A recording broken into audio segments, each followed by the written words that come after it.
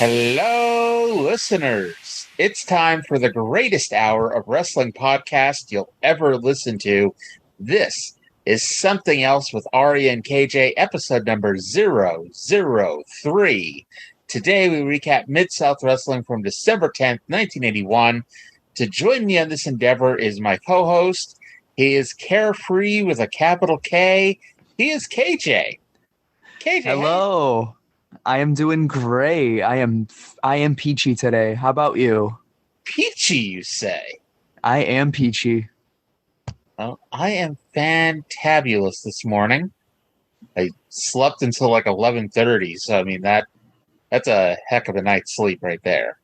Well, to be fair, you did go to bed late.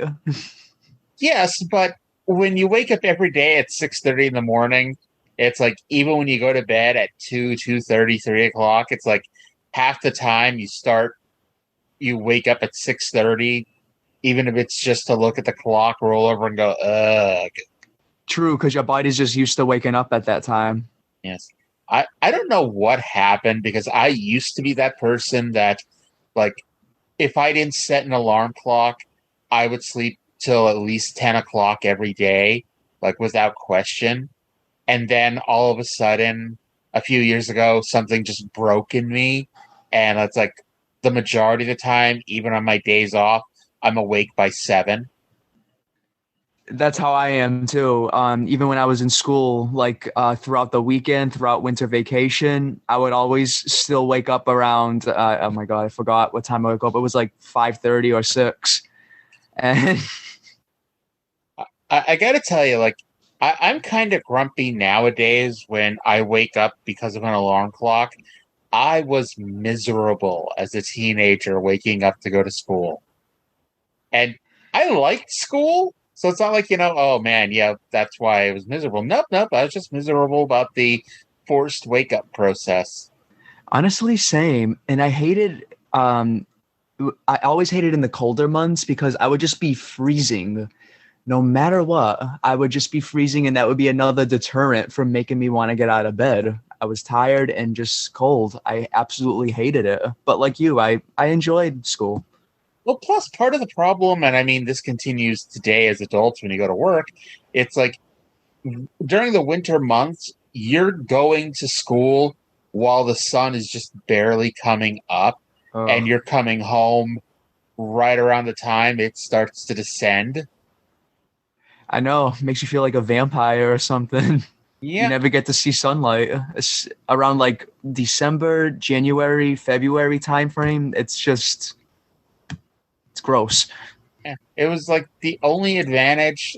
In my high school, we had like two separate buildings. One was the primary high school, and one was called the Career Center, kind of like a Voc Tech type place. And there was a lot of crossing in between the two.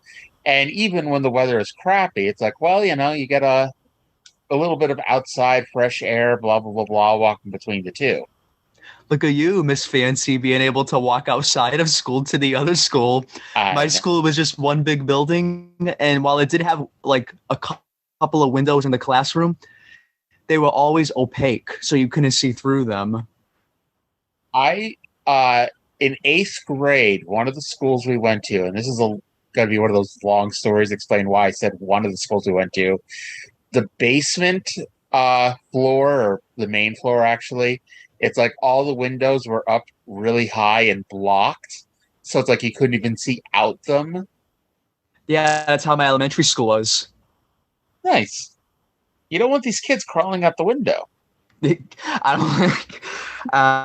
don't. Since it was elementary school, the windows were so high, we would probably have to stand on each other's shoulders, 10 kids high. So in eighth grade, I got to tell you the story since I kind of started mentioning it. They were opening up a brand new elementary middle school, but it wasn't finished being constructed when school started. So we started the year at one school, and then around Christmas time, we switched to a second school, and then at Easter is when we switched to the new school. So Uh, yeah, we literally went to 3 different schools when I was in eighth grade. so which one was your favorite? Honestly, the third one, the new school, was really nice. The second school was a block away from my house, so that was great. Because I mean, You just walk home so easily. yeah, it's like school started at like 7:40, 7:50. It's like I'd walk over at 7:45. It's like it's uh, and that was like the one year where it's like I didn't mind so much the early wake up because like I got a little bit of extra time. So yeah.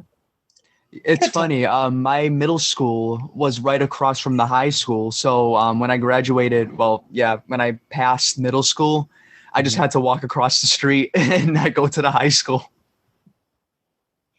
I'm trying to think where in New Bedford there's a middle school across from the high school. Or you had Folk, right?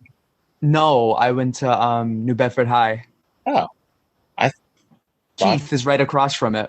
Oh, to be honest, because I didn't grow up around here. It's like I've never really gone near the high school. I've been to Voc a couple times for different things, but I've never actually been to New Bedford High. Not that why would I go? But yeah, a couple times I've driven by it. It's like it's a pretty nice sized campus. Mm-hmm. All right, so for everyone who's tired of listening to us talk about school, let's talk about wrestling. How does that sound? Oh, is that what this podcast's for? Allegedly. Ah, okay. I guess I'll try that out. Alrighty, so hang on. We'll be right back, everybody.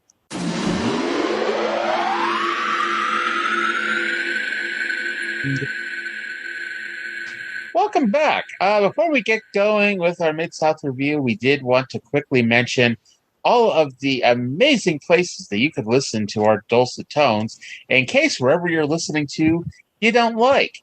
So we are available on angrymarks.com and YouTube. You can also check us out at tinyurl.com/somethingelsepod.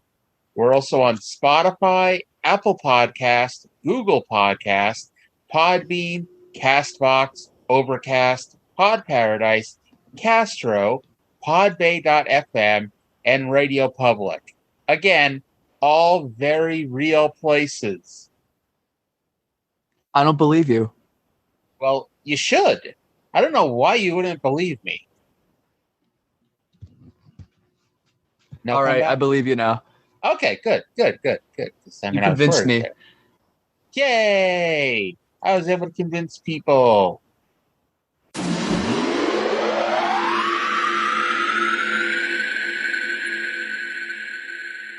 This podcast is sponsored by the amazing people at BetterHelp.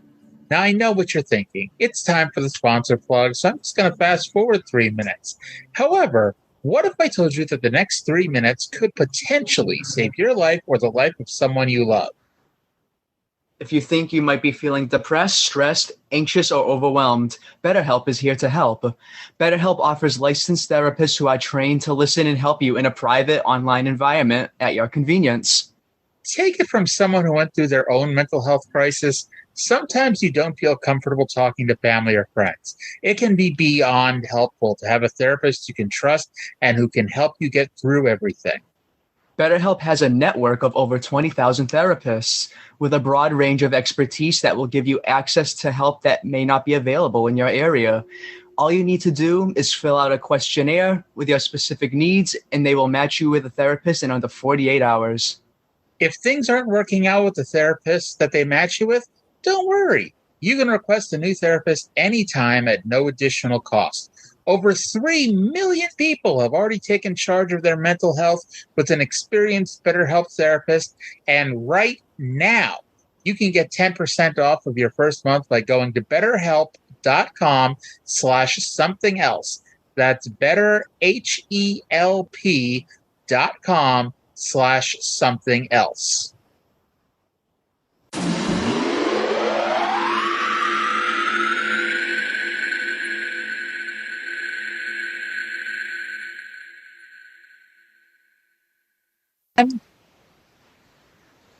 Welcome back, fans and friends of Mid-South Wrestling. It's Ari and KJ here to discuss Mid-South Wrestling, December 10th, 1981. taped November 25, 1981, at, of course, the Irish McNeil Boys Club in Shreveport, Louisiana. This week's show is going to be hosted by Boyd Pierce along with Ernie Ladd, who is a lot more interesting to listen to than Bob Roop. And we're going to go right now. First, we're going to start things off with their introduction, and I'll be right back to talk about the show. Hi, everybody, and welcome to Mid-South Wrestling Television Network. I'm your host, Boyd Pierce. Lots of exciting action. Listen to some of the matches. You'll see tag team action featuring the Junkyard Dog teaming up with Mike George, and a mixed tag team bout. The Little Midget Girls will be two of the contestants. Ted DiBiase takes on Paul Orndorff. Jim Garvin is here against the Polish Prince Ed Wiskowski. King Cobra, Brian Blair, all the top stars will be on the card. We'd like to remind all you fans that just 3 weeks remain for you to enter the dream match. That means the match that you want to see here on Mid-South Wrestling the first week, January the 6th, the taping of Mid-South Wrestling. The letter that gets the one card and the match that you want to see and receives the most votes will be there. And let me tell you some of the names that will be in the area during that week that you can vote on. Andre the Giant, the American Dream, Dusty Rhodes, Ted DiBiase, Junkyard Dog, Alpha and Sika. The Samoans will be off of their suspension on January the 2nd. So send those dream cards to Mid-South Wrestling in care of the television station you're watching, and they'll forward us on to us. Our guest commentator, a man who needs no introduction. That's right. To wrestling fans all But we're over going the to give world. him one anyway. The big cat, Ernie Ladd. Ernie? It's good to be on Mid-South once again, although Mid-South don't particularly want me here, but I am the best. That's why I'm always around. All right. We'll Alrighty. The introduction was for the people who didn't know what philanthropist was. Yes, and the good news is Ed Wiskowski's going to be back this week, which you know he's my all-time favorite wrestler. You must have audibly cheered when they said that.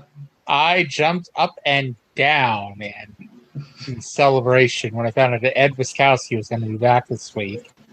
So I noted that the expression on Ernie Ladd's face when Boyd Pierce mentioned Andre the Giant would be here the first week in January, he just glared at Boyd there. And then they throw it to the ring. Now, this is where it's going to get funny. It's the Monk versus Brian Blair, who, if you recall, were in the last match of the prior show that we talked about last week. And this show was taped immediately after last week's show. So these two had their tag team match that went to a time limit draw. They walked to the back. They reset. Boyd Pierce changed his clothes. They came back out. And out came the Monk and Brian Blair again to have a match. Or as I like to call him, the Monk Show. The Monk Show. Mm-hmm.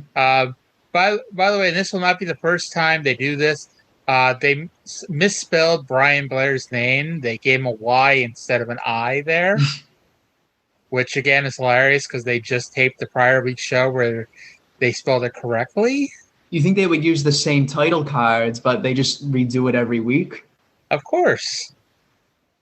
Now, the Samoans who Ernie Ladd is managing are heels, and they're on suspension, but at no point does anyone ever say, I believe, why they were on suspension.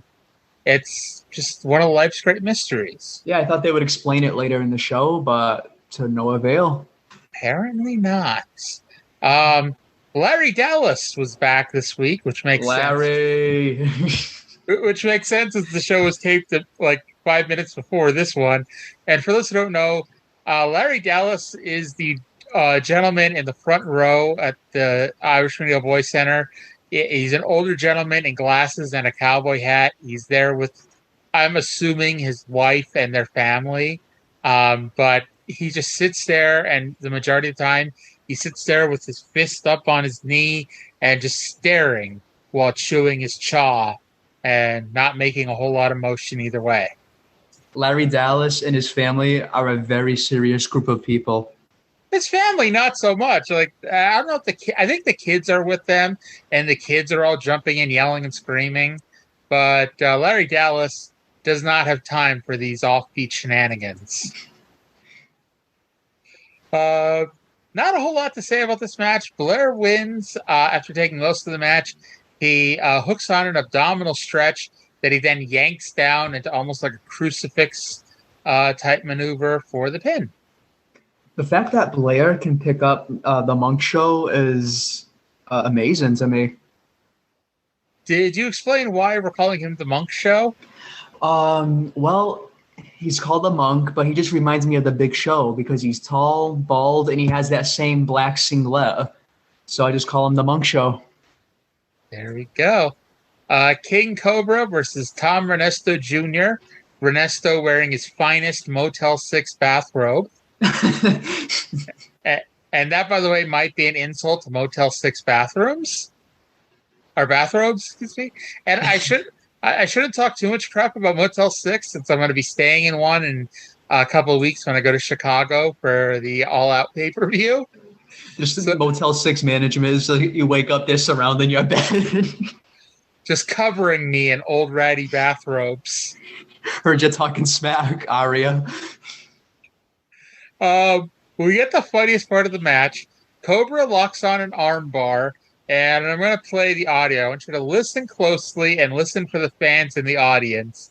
And again, this is King Cobra locking on an arm bar on Tom Renesto.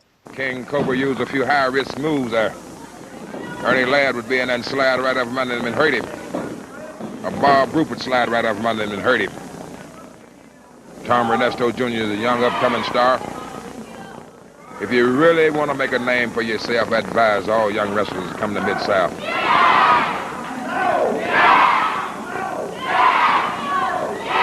Well, Tom Renesto Jr. is hollering no. He will not give up. King Cobra's trying to make... Yes, Tom Renesto is yelling no, he will not give up. So all the girls in the crowd are screaming yes at him. It's like Daniel Bryan has showed up at the Irish McNeil Boys Club. Oh, boy. Correct me if I'm wrong, but didn't King Cobra miss a drop kick? I believe so. I didn't make note of it, but I do recall him missing a drop kick. Okay, I just wanted to be sure. Everything was not airtight back in 1981, KJ. I still think the match was great. Yep. Cobra wins with a jumping headbutt. Now, before our next match, which is Jim Garvin versus Ed Wiskowski, I want to go back in time to the end of the Cobra Renesto match where Ernie Ladd voices his opinion on Ed Wiskowski versus Jim Garvin. Our little girl midget stars are here this week. They'll be on. Of course, I included that program. part in. The next match of course. Jim Garvin against the Polish Prince, Big Ed Wiskowski. So I would buy a ticket to go see that match. That Ed Wiskowski is a big one. Tag team action also features the formidable duo of the Junkyard Dog and Mike Jard. Will be a tremendous team as they have proved in days gone by. Tell you something. It's true, I can't stand the Junkyard Dog, but he's tough. I have to give credit where it's due. He's tough. But I'm tougher. The Samoans are tougher. Bob Roop's tougher. Now let me... Bob is tough, JYD is tough, but Ernie and the Samoans and Bob Roop are tougher. But by the way, my favorite is he says that he would not pay money to buy a ticket to see Ed Wiskowski versus Jim Garvin. Me too, Ernie. Me too. And speaking of Ed Wiskowski versus Jim Garvin, research introduces Jimmy Garvin weighing in at 215 pounds. Ernie Ladd immediately says Garvin weighs 230 to 235. So I just, assumed that Garvin, had a big, thick milkshake or something before the bell rang to really pack on the poundage. Make himself look more intimidating. I gotcha. Exactly. In case, the black curly afro didn't do the trick. It took 4 minutes, but something semi-exciting finally happened in this match. What happened was Ed hung Jim up into the tree of woe. The referee immediately unhooked Garvin's foot and removed any potential excitement because we cannot have excitement in this match. Of course not. No.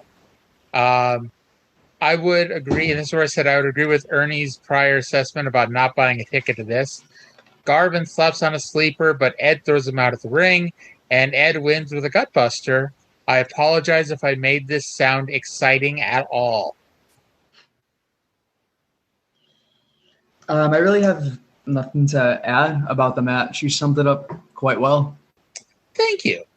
I thought I did a fantastic job there. We go next to the Mid-South Tag Team Champions Junkyard Dog and Mike George in a non-title match against Jerry Novak and Steve Holt's older brother, Aaron Holt. We're going to show you the intro here, and then I'll be right back as Boyd's going to pitch to the end of last week's match, which we discussed last week. If you want to hear that, talk about it last week, but then we'll be right back after Boyd talks about it. Hey fans, I don't have to tell you fans that are viewers of Mid-South Wrestling, either here on television or in the arenas, the Junkyard Dog, one of the most popular stars ever to wrestle anywhere, one of the most capable grapplers and athletes ever to view and to ever be seen. It seems like he always has to battle himself against 2 or 3 opponents. Last week was no different. We're going to show you what happened last week in the Junkyard Dog's match against Terry Arndar, so let's watch right now. And I also think Boyd, he's not overselling JYD's popularity, because if you go to people who lived in New Orleans at that time, they'll tell you, that JYD was more popular than, anybody on the New Orleans Saints at the time. And this is before the Pelicans were there. So, JYD was their sports star in New Orleans. Now, before we go on with the actual match, Boyd and Ernie are going to recap, what happened last week. Again, you saw the Junkyard Dog against more than one opponent has happened so many, many times. What about it, Ernie, lad? You liked it, didn't you? Junkyard Dog only got what he had coming, There are a lot of people around. I got suspended because there were other people that disliked the Junkyard Dog. Hey, man, a lot of people dislike the dog. He only got what he had coming. And, let me tell you one thing before you go to the next match. I don't care what they said just a few weeks ago. They had 12 men on the field, the Detroit Lions did, against the Dallas Cowboys, and Tom Landry protested, but Pete Rozelle came on TV and said there was no way they could change the rules, and there was no way Junkyard Dog could get his hand. It goes in the record book as a defeat for the dog, and I enjoyed it. It's just that simple. You don't care how the dog gets defeated. You like it, don't you? I love it. Well, everybody to their own view. We're going to see the Junkyard Dog and Mike George in action. Let's go to the ring for the introduction. So, Ernie Ladd, obviously not a fan of the Junkyard Dog. And Really? Yeah. Who would have thunk it? The way he talks, I thought the two of them were bestest good friends. Yeah. We go to Tag Team Champions JYD and Mike George, like I said, versus Jerry Novak and Aaron Holt. Now, the Tag Team Champions in Mid-South, it's not going to be smooth sailing, the next couple of years. But by and large, the Tag Team Champions are usually just, 2 singles wrestlers that are loosely aligned that become champions. They don't have very much in the way of actual teams. So you'll see your Junkyard Dogs and Mike George. While, yes, they do have the Samoans, the Samoans aren't just here nonstop for the next, 10 years or whatever. And despite George being the legal man in this match, by the way, the fans were warned of this match in the first 2, shockingly, I know. But despite George being the legal man, JYD pinned Aaron Holt with a thump power slam. Okay, Jay? So do we hear anything from Jerry Novak and Raymond Holt ever again? Well, this wasn't Raymond Holt. This was Aaron Holt. But yes, I'm pretty sure both men return in the future. Oh, whoops. I have it written down as Raymond Holt. Never mind. Raymond Holt, the captain on Brooklyn Nine-Nine, was not in this match. That's probably why I just read the name Holt, so I just automatically put Raymond in front of it. Other than that, I don't have anything to say. What do you think would be worse for Raymond Holt? Dealing with Jake Peralta for 7 years, or wrestling the Junkyard Dog and Mike George here?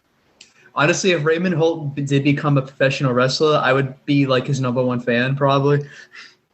Not the actor playing Raymond Holt. Raymond Holt. Yeah, he came from the B99 universe and just became a professional wrestler. Yes. That is a cutaway gag from Brooklyn Nine-Nine that we never saw. We didn't know we didn't know we wanted it until we had it. I know we should have been in the writers' room when it still aired. Yes. I'm sure Andy Samberg would have been delighted by our input, and then asked who the hell we were and to get out. He would have let us out, though. He would have called security. If we were lucky. Okay. Iron Sheik is back with Skandor Akbar in his corner against Buddy Ryan. Reeser, for some reason, doesn't introduce Skandor. And I should point out that, shockingly, this is not future NFL head coach Buddy Ryan that Iron Sheik is wrestling. And if I was a fan of football, I would have gotten that joke. Yes. And it did lead me to my great idea for a dream match. NFL's Buddy Ryan versus pro wrestler Buddy Ryan. Who do you think you would win in that instance?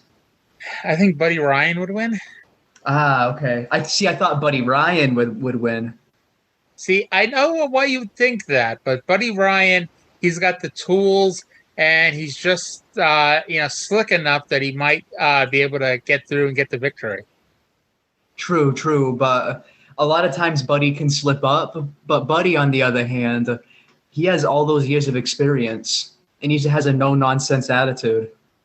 That is very true, but don't count Buddy out. I guess we'll have to agree to disagree on this. Yes. Sheik had the match won a couple times, but Akbar kept telling him to beat on Buddy Ryan, the wrestler. It would have been hilarious if he was beating on Buddy Ryan, the football coach, but hey, we don't need that kind of shenanigans. And Sheik wins with a German suplex. And after the match, because, again, it's wrestling, this is real, we want to, acknowledge the real athletic accomplishments of our wrestlers. Boyd Pierce is going to congratulate Ernie Watts. Well, what we were saying a while ago, Ernie Ladd being inducted into the San Diego Charger Hall of Fame. And like we tell it, ladies and gentlemen, on Mid-South Wrestling, we congratulate you, Ernie. We appreciate what you've done in professional sports. We look forward to you as our guest commentator and continuing to be a great wrestler, even though we don't agree with your tactics. This is USA Free Enterprise and gives you an opportunity whichever way you think is the best. We'll be back with more action after this word from Mid-South. So not only does Boyd congratulate Ernie on legitimately entering the San Diego Chargers Hall of Fame, but also mentions one of Bill Watts' favorite phrases. And it's one of those things that, if we started a Bill Watts drinking game, we might be drunk by the end of reviewing some of these episodes. He mentions free enterprise, which will be brought up over and over and over and over and over and over and over again. I will keep that in mind. Yes. Any thoughts on the match? The only thing I have is the Iron Sheik. He reminds me a little bit of Nikita Koloff. In what ways? Well, the body type and his face. They look a lot alike to me. It's kind of funny you say that because Sheik then goes to WWF in a little bit to team with Nikolai Volkov, another Russian. So, you got the right idea, the Russian and the Iranian. Ah, okay. Alrighty. So, up next, we have a mixed tag team match. And I'm going to explain to you what the match is, and then I'm going to send you to Reeser Bowden, who's going to introduce the match. It is a mixed tag team match where you have a full-sized male wrestler teaming with a we talked about this last week. I apologize in advance. He teams with a midget female wrestler, a little person, for lack of a better word, and they, and there's two teams of that. If you thought I was awkward introducing that, let's go to Reeser Bowden with the introduction for this one. Now it's mixed tag team action featuring the little girls and the big men. This event is for one fall with a 10-minute time limit. In the red corner, from Richmond, Virginia, Diamond Lil. And her partner from Alexandria, Louisiana, Ricky Ferrara. In the blue corner, from Pensacola, Florida, Barbie Doll. And her partner from South Wales, Tony Charles. Team action.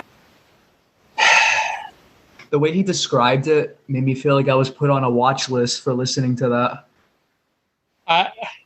I think we all kind of feel the way. It's a tag team match featuring the little girls and the big men. Okay. There's nothing more I can say here about that introduction here. It's just, it's one of those things here. Now, when I was a kid, you know, they had, you know, little people wrestling, you know, not all the time, but frequently enough.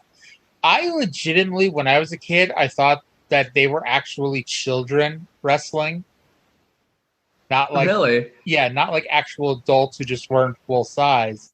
And it's actually amazing how many people actually thought that, including what I remember reading his book. Bret Hart thought that they were children when he saw them in Stampede Wrestling. So, yeah, you know, I'm not the biggest idiot in the world, but yeah, at the time, that's what I thought. And I mean, that's when I was, you know, 24, 25 years old, but, you know. At least you know better now. We'll give you that. Thank you. I appreciate that here. Now, it's kind of funny because, you know, it's kind of weird that Bill Watts is not a fan of, you know, the real big gimmick wrestling. But he knew the fans would enjoy seeing the little people wrestling. And he put two men who had as much credibility as Jerry Novak and the Monk in there. And I also noted, and, you know, maybe I'm going to notice this, he had two men that weren't way much bigger than the women. You know, did you notice that? Yeah. And also, it's like he also wasn't putting his pushed wrestlers in the skimming match. He didn't put, you know, Iron Sheik on one side and Ted DiBiase on the other side. You know, he put Rick Ferrara and Tony Charles in there. And Lil kept using a catapult on Barbie Doll.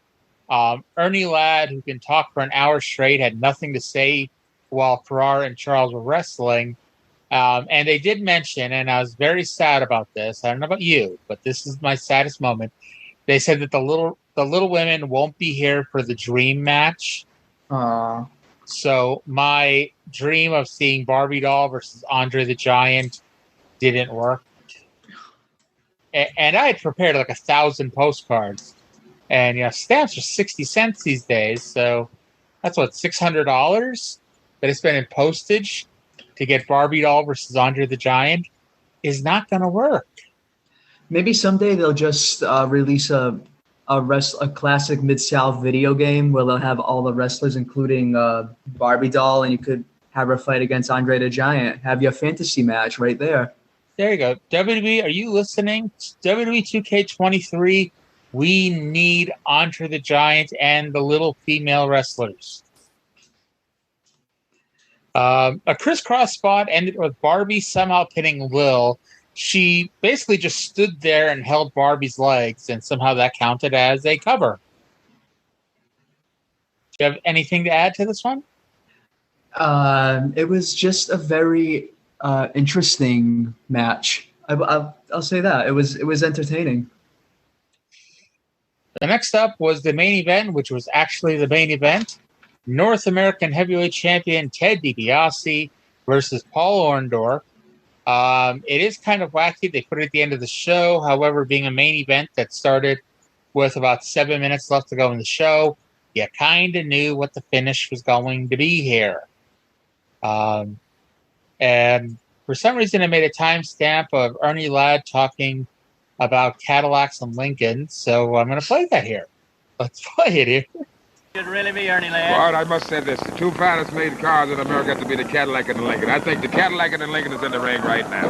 Paul Orndorff is the Cadillac for my money. Because I drive Cadillac, that's what I drive. Paul Orndorff's going to take it home too. Ain't no love between these two men, I It's guarantee you always that. you and I on the opposite sides. You on a Cadillac and I on a Lincoln. You own a Lincoln, I own a Cadillac. I do not care what you say. I'm going with Paul Orndorff. I've had many a battle with Paul Orndorff, and he's rough. So yeah, that's why I mentioned it, because he manages to compare them to Ted DiBiase and Paul Orndorff. Of course, if this was WWE 2022, they would have just randomly been talking about their cars. Hey, Aria, I have a Toyota. Hey, I got a Nissan, and Wow. I think the Nissan is better. I think the Toyota is better. Oh, we're going to come to blows here, I think. Now, to the shock of everybody, I'm sure, Ted DiBiase and Paul Orndorff was the best match of either taping. And it's not even close. And the story of this match continues last week's story, where Bob Roop said that he came up with a counter to the figure 4 leg lock. And KJ, I hope you're sitting down. I hope the people sitting at home are sitting down.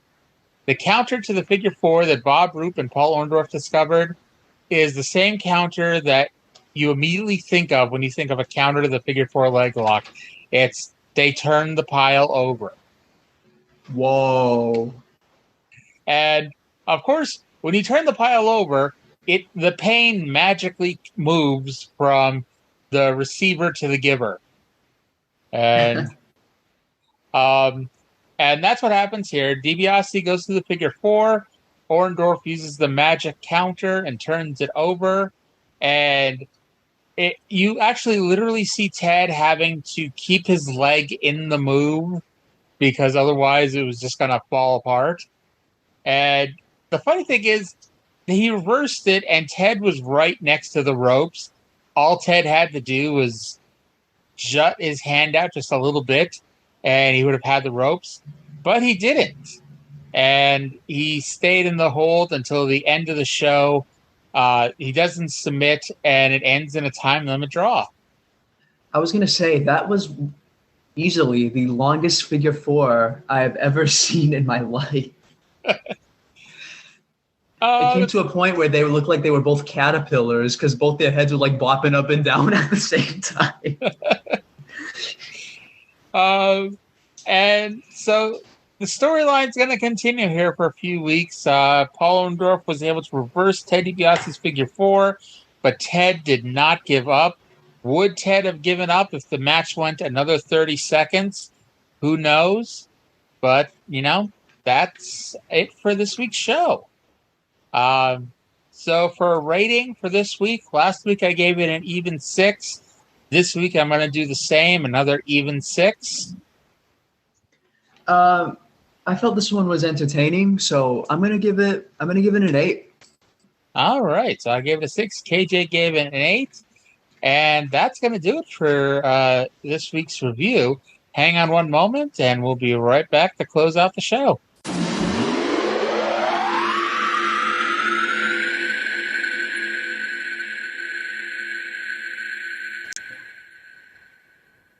All righty, so we're back. We're not here to reverse the figure 4 or to continue to fantasy book Andre the Giant versus Barbie doll, but we are here to close out the show and talk about some weird news of the week. And this week's weird news of the week, which, by the way, is sponsored by Nobody, the company that sponsors nothing. Oh, I love using them. Yeah, they're one of our best sponsors. So for the weird news of the week, we go to the USA Mullet Championships seeks America's best mullets. This is from UPI.com from August 19th, so yesterday. Voting is underway for the Kids and Teens Division of the USA Mullet Championships, an annual contest to find the best, quote-unquote, business in the front, party in the back haircuts in the country. The online polls to pick the best kid mullet and teen mullet in the United States open Monday and will close Friday. The kids division included 25 finalists whittled down from a field of nearly 700 entries, and the teens division featured 11 finalists, narrowed down from 80 entries. And, we make fun, but I'll tell you what, the prize is $2,500. Oh. Yeah. Okay, I would enter at that point then. I know. I would get a stupid haircut for $2,500 potentially. You think I could enter that? I'd have to shave a little bit up top there, because that ain't happening. Oh, honestly, if someone were to ask me to sum up America in a single article, I think that's the one I would send to them. I went online this because I wanted to see some of these potentially award-winning mullets, and the contest closed yesterday, the 19th, so you can't vote for it anymore. I think I saw that story actually yesterday on Facebook, and to show the winner of the kids division, or at least one of the runner-ups, and the mullet was glorious. Like, it was very mullety, as you would expect, but if I remember right, the side had like the American flag shaved into it. So nice. Yeah.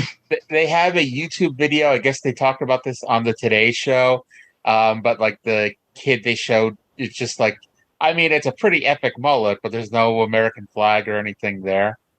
Gotta step up the game. Yes, and apparently they get a trophy if they win too, which, I mean, I'd try to win just for the trophy. Please tell me it's in the shape of a mullet. Sadly, they do not show the trophy. Oh, God. However, in the interest of, being fair and all that crap, there's a $10 registration fee, and that goes to the charity group Stop Soldiers Suicide, which, we're definitely all for, that. Yeah, if it's reducing the risk of suicide, more power to them, seriously. Yeah. Mm-hmm. I also, did they mention that Billy Ray Cyrus was one of the judges? That's who this kid kind of looks like. His mullet looks like Billy Ray Cyrus. Really? Yeah. I'm like, I know I've seen that hair before, and I couldn't place it. But, oh my God. We're doubling up on Weird News of the Week, because I just saw a second great news story, also from UPI.com, also written by Ben Hooper, who apparently writes all of our weird news stories. Pomeranian chases bear through Colorado neighborhood. That's alpha as hell. A Colorado woman's home security camera captured video of the moment that a black bear wandering through her neighborhood was chased off by a neighbor's small dog. The Castle Rock resident said her Wise security camera captured video of the bear about 2:30 a.m. Wednesday. The footage shows the bear fleeing past the camera owner's home. Moments later, the cause of the bear's distress is revealed: a Pomeranian puppy chasing after the Bruin. The homeowner said the dog belongs to her neighbor. Colorado Parks and Wildlife warned residents that bears in the state are becoming more active as they prepare for hibernation. Okay, so moral of the story, it's not size that matters, but the spirit. Yes, it's not the size of the animal, it's the size of the fight in the animal. I fuck up how to say that. I've got to watch the video here. Oh my God, the bear is running. Like, you literally, oh my God. I hear the dog. It's hilarious. It's like this big giant bear is just running, and then you see like the tiniest little dog coming from the other side chasing after it. I'm like, that is tremendous. The other bears must be giving that poor bear the business now. They're never gonna let him live that one down. Oh yeah, like not at all. If I was that bear, like, I don't know, I would start hibernating today. Hopefully it blows over and everyone forgets about it in the next summer. 24-hour news cycles, man. The next time a bear falls on like a trampoline or something, it'll blow over. Just sleep it off, Bear. Sleep it off. All right. So before we finish up, do you have anything else you want to talk about? No, I think I'm good for now. Awesome. So that's going to wrap things up again.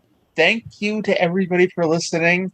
And we will talk to you again Thursday when we're back for NWA Worldwide Wrestling.